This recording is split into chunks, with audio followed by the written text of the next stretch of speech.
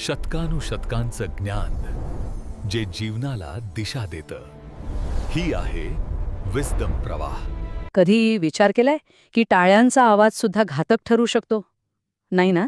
चला, आज एका छोट्या बोधक कथेतून पाहूया की गर्व आणि कामगिरी यांच्यात नक्की काय फरक असतो आणि तो किती महत्वाचा आहे.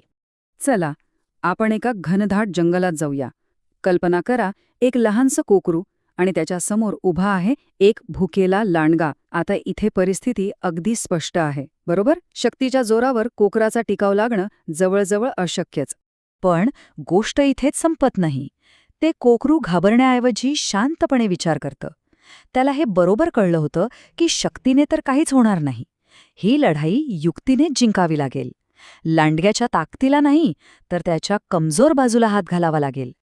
आणि मग ते कोकरू, बघा किती हुशार, लांडग्याला काय म्हणतं, लांडगा भाऊ, मला माझं नशीब माहीत आहे, पण माझी एक शेवटची इच्छा आहे. मी ऐकलंय की तुमचा आवाज या पूर्ण जंगलात सर्वात सुरेल आहे. तुम्ही माझ्यासाठी एकदा गाणं म्हणाल का? म्हणजे मी शेवटचं एकदा नाचू शकेन. आणि बस, इथेच सगळा खेळ बदलतो. शिकारीचा विचार गेला बाजूला. आता लांडग्याच्या डोक्यात फक्त कौतुक, फक्त प्रशंसा. त्याचा गर्व त्याच्या भुकेवर भारी पडला. त्याला वाटलं, अरे वा, आपली कला दाखवण्याची ही तर सुवर्ण संधी आहे. आणि त्या एका क्षणात लांडगा सगळं काही विसरून गेला. शिकार विसरला, आपलं मूळ ध्येय तेही विसरला.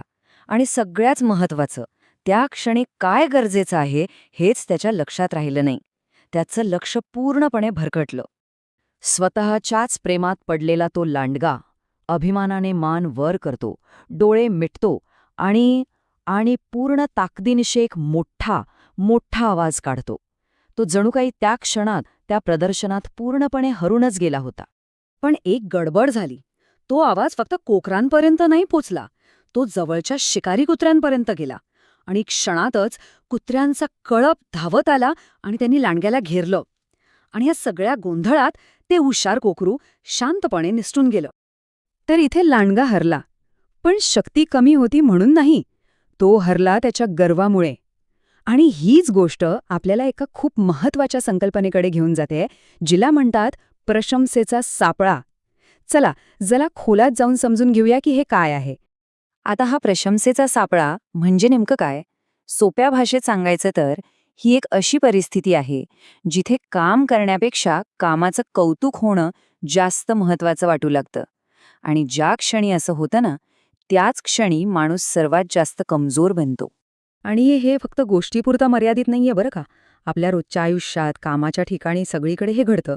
मोठी शक्तिशाली माणसं कधी कमजोर होतात माहितीये? जेव्हा त्यांचं लक्ष कामावरून, निकालावरून हटून लोकांच्या टाळ्यांकडे वळतं. ज्या क्षणी प्रभावी असण्यापेक्षा प्रसिद्ध होणं जास्त महत्वाचं वाटतं, त्याच क्षणी खरा धोका असतो. ठीक आहे, लांडग्याच्या चुकीबद्दल तर आपण बोललो, पण त्या कोकराच्या हुशारीतून काय शिकण्यासारखं आहे? त्याची जी रणनीती होती ना, ती म्हणजे जागरूकतेच्या शक्तीचं एक जबरदस्त उदाहरण आहे. त्याची स्ट्रॅटेजी फक्त 3 सोप्या पायऱ्यांमध्ये होती. पहिली, जागरूकता. त्याला परिस्थितीचं पूर्ण भान होतं की ताकदीने जिंकणं शक्य नाही. दुसरी, टायमिंग. त्याने लांडग्याचा अहंकार, त्याची कमजोरी अगदी बरोबर वेळी ओळखली. आणि तिसरी आणि सगळ्यात महत्वाची, नियंत्रण. त्याने त्याच अहंकाराला लांडग्याच्या विरोधात वापरलं. म्हणजे या सगळ्यातून एक गोष्ट अगदी स्पष्ट होते. यश म्हणजे फक्त कौशल्य नाही. यश म्हणजे कौशल्य अधिक आत्मजागरूकता.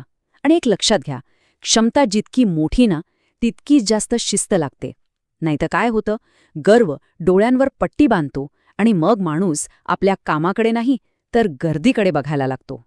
आणि याच मुद्द्यावरून आपण एका शेवटच्या पण खूप महत्वाच्या तुलनेकडे येतो, ती म्हणजे रंगमंच विरुद्ध रणांगण. आपण नक्की कुठे उभे आहोत हे समजणं खूप महत्वाचं आहे. या दोन्हींमधला फरक अगदी साधा आहे, पण खूप खोल आहे. बघा, रंगमंचावर आपलं ध्येय असतं टाळ्या मिळवणं, पण रणांगणावर तिथे फक्त निकाल महत्वाचा असतो. रंगमंचावर आपण आपल्या प्रतिमेवर लक्ष देतो, रणांगणावर फक्त आणि फक्त मोहिमेवर. लांडग्याची चूक काय झाली?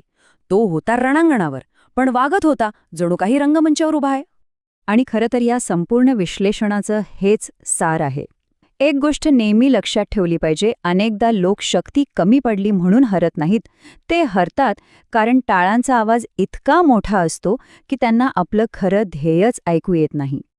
त्यामुळे प्रत्येकाने स्वतःला हा प्रश्न विचारायला हवा, आपलं अंतिम ध्येय टाळ्या मिळवणं आहे की आपली मोहीम पूर्ण करणं?